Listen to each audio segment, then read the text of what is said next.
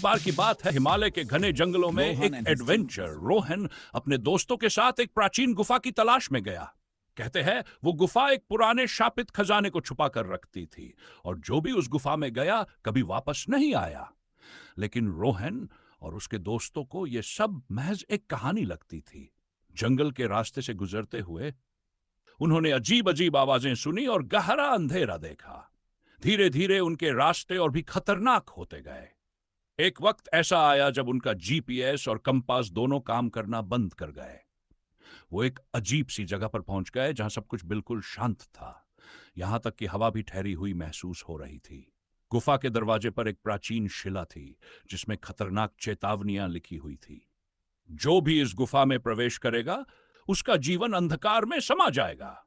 रोहन और उसके दोस्तों ने इसे महज डराने वाली कहानी मानकर गुफा में कदम रखा।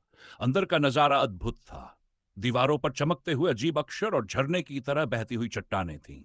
लेकिन जैसे ही वो अंदर बढ़े एक तेज गूंज सुनाई दी। गुफा की दीवारें हिलने लगीं और उनकी टॉर्च बंद हो गई। अंधेरे में उन्हें किसी के कदमों की आहट सुनाई दी।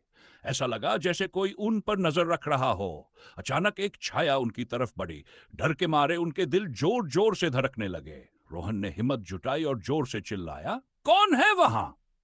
उस छाया ने कोई जवाब नहीं दिया। तभी एक जोरदार आवाज आई और गुफा का दरवाजा बंद हो गया। अब उनके पास न तो बाहर जाने का रास्ता था और न ही रोशनी। तभी उन्हें दीवारों पर लिखे अक्षर चमकने लगे। रोहन ने उन अक्षरों को गौर से देखा। वो एक पहेली थी। इस गुफा से निकलने का रास्ता सिर्फ उन्हीं को मिलेगा जो अपना डर जीत लेंगे। क्या रोहन और उसके दोस्त उस गुफा से बाहर निकल पाए या हमेशा के लिए वहां कैद हो गए? यह रहस्य आज भी अनसुलझा है। कहते हैं उस रात हिमालय के जंगलों में अजीब रोशनी देखी गई थी जो फिर कभी दिखाई नहीं दी।